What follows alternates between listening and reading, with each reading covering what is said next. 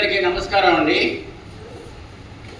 ఈ మస్తాన్ రావు చేసే కార్యక్రమాలు ఇప్పుడు కాదండి, మాకు చాలా కాలం తెలుసు. ఆయన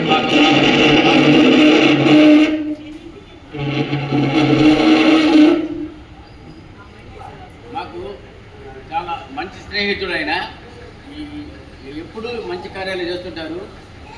కరోనా టైంలో కూడాను వారు ఎంతో ధైర్యంగా, ఆ కరోనా టైంలో ఎవరు కూడా ముందుకు ఎవరు చేసేవాళ్ళు లేరు. వారు అంత ధైర్యంగా ఆ టైంలో కూడాను అందరికీ అన్నదానం చేశారు. తర్వాత కూరలు అవన్నీ కూడా పెంచారు. మాకు చాలా కాలం తెలుసు కాబట్టి వారు ఎంతో దాతృత్వ స్వభావం గలవారు. తర్వాత ఆధ్యాత్మికంగా కూడా చాలా మంచి మంచి ఉపన్యాసాలు ఇస్తుంటారు. వారు ఈరోజు మాకు ఈ అవకాశం ఇచ్చేందుకు మాకు ఎంతో సంతోషంగా ఉంది. వారికి మేము ధన్యవాదాలు చెప్తున్నాము. ఇలాంటి కార్యక్రమాలు ఇంకా చేస్తూ వారు ఇప్పుడు కాదండి, మాకు ఎన్నో సంవత్సరాల నుంచి చేసేవారు. దాదాపు 20 సంవత్సరాల నుంచి అప్పటి నుంచి చూస్తూనే ఉన్నారు.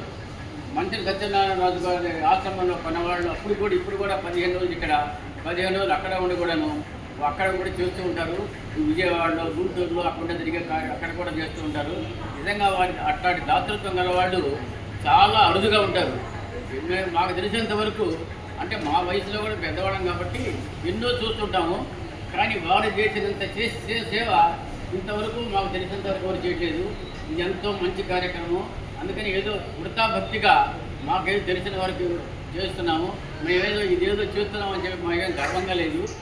వారు ఇలాంటి ఎంతో మందిని సంప్రదించి ఇలాంటి చేస్తున్నారంటే ఎంత టైం ఆయనకి వేస్ట్ చేసుకుంటున్నారో వారికి ఎంతో ధన్యవాదాలు చెప్తున్నాము.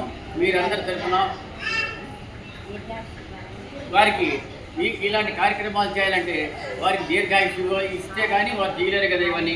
కాబట్టి మీరందరూ కూడా వారిని పెద్దవారుగా ఉన్నవాడు ఆశీర్వదించండి అని కోరుకుంటూ, నేను నాకు ఈ అవకాశం ఇచ్చిన మస్తాన్ రావు గారికి, రాజకుమార్ గారికి ధన్యవాదాలు తెలుపుతూ సెలవు తీసుకుంటున్నాను.